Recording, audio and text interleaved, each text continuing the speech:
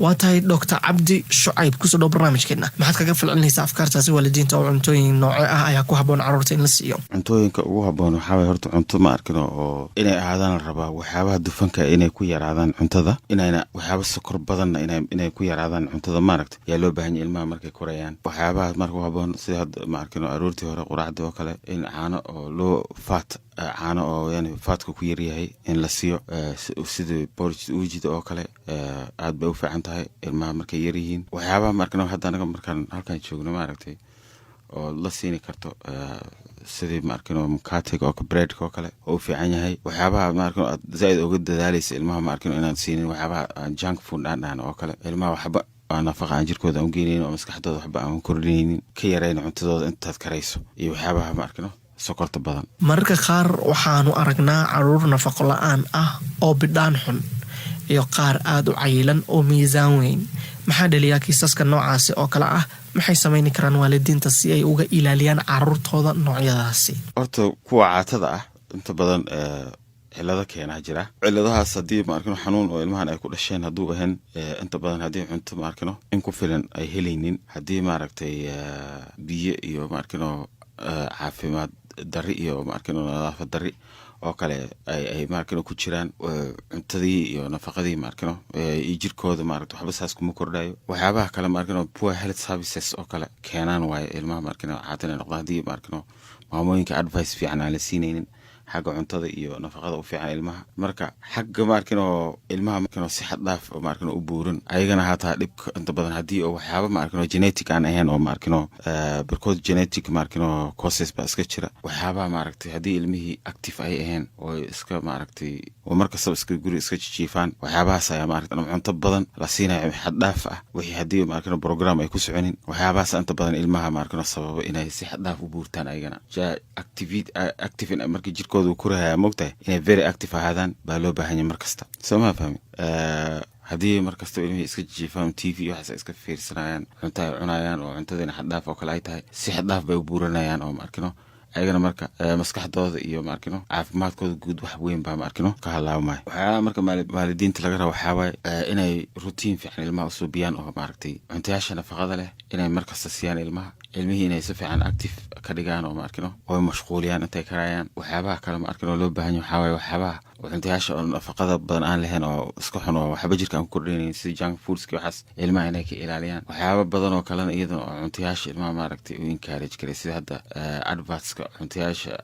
zaid u falfaaliyo waxa sayto ilmaha ma arkino waxay sababi karaan inay si xad dhaaf cuntada u cunaan waxyaabahaas ayagan in laga ilaaliyo ama si fiican ma arkino loo tababaro cuntada nafaqada leh siday u caawiysaa caruurta waxyaabo badan ay ka saacidaysaa ilmaha horta si fiican bay u korayaan maskaxdooda si fiican bay u kori maskaxda especially qaybaha ma arkino qofka ma aragtay oo wax ku fahmo oo memory iyo wax kasta ma arkino control kulli qofka markay nafaqadiisa si fiican u fahantahay si fiican u shaqeeyaan marka ilmaha iskuulkii very bright bay ku ahaanayaan psychology marka ilmaha si fiican bay u korayaan mustaqbalkoodana aad buu u fiicnaanaya mar hadii si fiican ilmaha ma arkino loo nafaqeynayo oo si fiican ma arkino arrimahooda la soconayo waa kuwa cuntooyinka nafaqada leh ee ku haboon in la siiyo caruurta da'dooda u dhaxayso 3 ilaa 8 sano cuntayaasha ma arkino wixii oo nafaqada leh horta inay fruits iyo vegetables ay leeyihiin fresh vegetables iyo fruits intaas inay ku jirto way caanaha oo kale waad siin kartaa 3 waqti caano oo fat badan aan lahayn waxyaabaha ma arkino hilib iyo xasiid ma arkino intiyaashood ugu dar kartaa bariiska iyo waxyaabahan caadi anaga Soomaali hadana isticmaalno hadii hilib yar uu la socdo caanana aad la siinayso fruits aad la siinayso wixii difaacooda hagaajin lahaa wixii jirkooda dhisi lahaa oo dhan way helayaan waxyaabaha kale ma arkino ilmaha ma aragtay inaan ma aragtay ayagana aan barno la rabo caafimaad ku fiican waxa biyaha ma arkino biyaha bitaanka waxyaabaha anaga Soomaali hadana nagu dhibka aanta badan waay marka hadii ilmaha biyo la baro intiyaasha si fiican ma arkino 3 waqti ay u cunayaan cuntayaashan inay xad dhaaf ahaadaan maaha ilmihiina aad si fiican u train garayso oo inay active ahaadaan ma aragtay caafimaadkooda markasta aad buu u fiicnaanaya marka qaar waxaanu aragnaa waalidiin ku dhibaatooda cunto siimada caruurtooda oo waxay ku qasabtaa inay cunto ku barbariyaan mise ugu hanjabaan maxay sameyn karaan waalidiintaasi ee wajaha dhibaatooyinkaas noocaasi oo kale ah kuna carqaladaysan cunto cunida ubadkooda waxyaabo badan ma arkino la rabaa inaad soo biswaalid hadaa tahay ilmaha horta waxyaabaha ma arkino cuntada ma arkino istaagayo waxyaabaha haday jiraan oo zaid u mashquulay horta inaad ka yarayso waxyaabahaas oo kale hadii waxa TV-ga oo kale hadii cunugii zaid isku mashquulan saad uga distract oo ma arkino oo ma aragtay uga jeedin lahayd isku dayda raba adoo aqli isticmaalayo adoona hataa waxaba ma arkino ballanqaad waxaas aad soo birin oo birkood yara qaldan waxaas lagu gada hada saas soo bis ama dhakhtar cirbada lagu soo duro hada waxaan soo binaysa adoo waxaba noocaas oo kale ma arkino cunugii aad kaga nixinin inaad aqli u isticmaashaa laga rabaa cuntayaasha marka ma arkino hadii oo cunugii si fiican ma arkino loo sasabo oo ma arkino oona maaragtay xogaha maaragtay loo kala zaid aan loo kala dheereen laakiin cuntadii hata waqti ilmaha birkood waxyaabaha ma arkino sababa birkood hata inay diidaan waxaa cuntadii markay sugayaan inaad waqti ku yara qaadato adigi u keeni lahaa waxyaabahaas badi inaad ma arkino aad ka ilaalisaa laga rabaa mar kale waxaa jira waalidiin qaar oo ubadkooda siiya cunooyinka qashinka ah ee sida chipsiga iyo wixii lamid ah maxaad ku talinaysaa wallaahi aad bay u xun tahay junk foodska ma arkino maskaxda wax weyn u dhibo waaye qofka bini'aadanka maskaxda sida mar hadii si fiican u hagaagayso iyo caafimaadkiisa guud iyo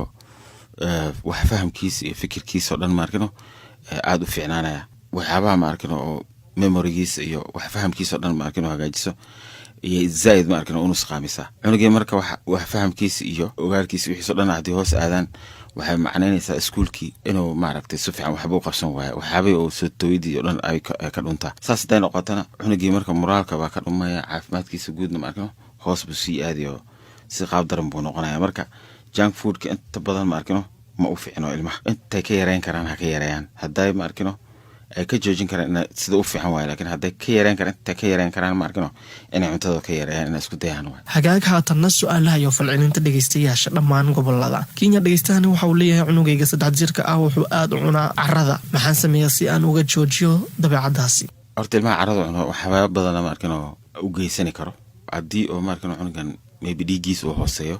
waxa la dhahay pika ay develop gareen oo ma arkino kujida carrada iyo waxyaabahaas inay cunaan especially iron ka jirkooda ku yaryahay hadii taas ay jireen waxyaabaha ma arkino cunugii hadii waalidkii uu danka haynin oo ka mashquulsan yahay oo ka warhaynin waxyaabaha ma arkino sabab cunug ilmaha markay yaryihiin wax kasta inay afka iska gashadaan waa iska caadi marka carradaas waxyaabaha horta oo fitamiinka ah iyo fruitska oo jirka ma arkino waxaas inuu cunugaas aad horta jirka cunuga ugu dadaal fresh fruitska iyo waxaas ay si fiican u sii mar hadii oo caafimaadkiisa okay u yahay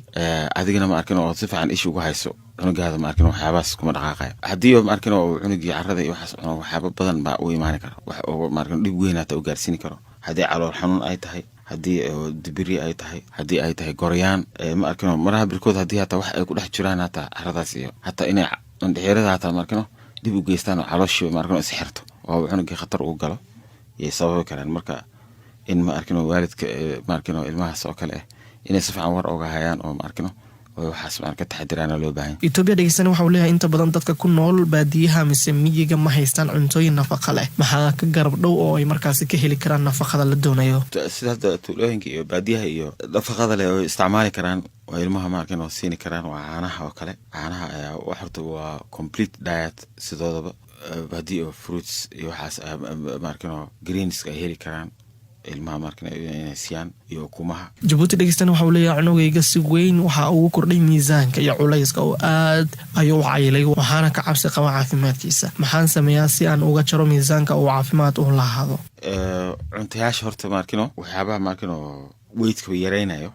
high protein diet oo siinaya cunuga waxyaabaha ma arkino cunuganiitu ku jiidayo horta inta badan inuu cuno iyo ka ilaalinaya waxyaabaha kale waxa cunuganiitu inuu active ahaado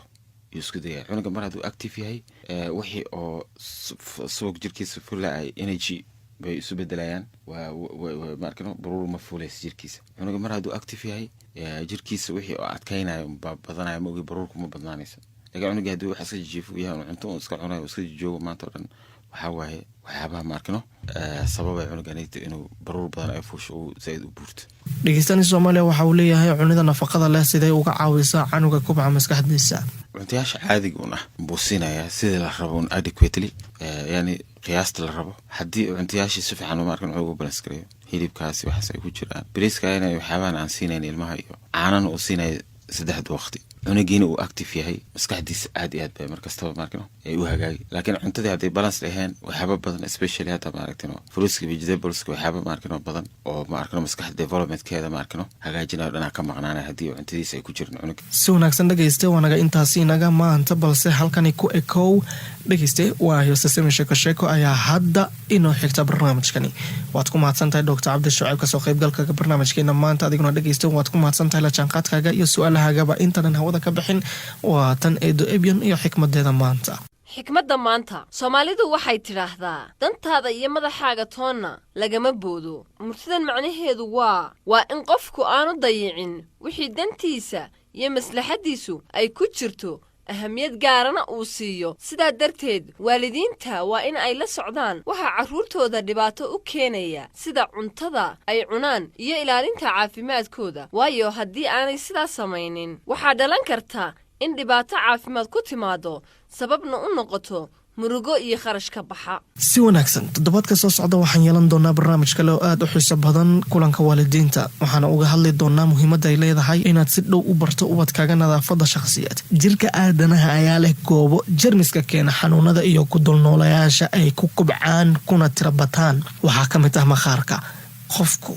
hadduu dhowro nadaafadda waa hubaal inaad ka badbaadin kartid caruurtaada xanuunada ka dhasha nadaafad darrada maxaa ka mid ah arrimaha adiga aad isku gaftaan caruurtaada xagga nadaafadooda waxaan rabnaa inaan maqalno adiga afkaartaada dhegaystay fadlan nagala soo xiriir lambarkeena WhatsApp ee +254 sidoo kale barteena Facebook ee kulanka waalidiinta oo halkaasi inoogu reeb fariintaada mar kale ka dhageyso barnaamijkani Axad iyo Arbaca walba Radio Fana ee dalka Ethiopia iyo Star FM Kenya iyo Soomaaliya ilaa iyo kulanti dambe xiiso leh mac salaam waxaa inoo xiga barnaamijka Sesame Sheeko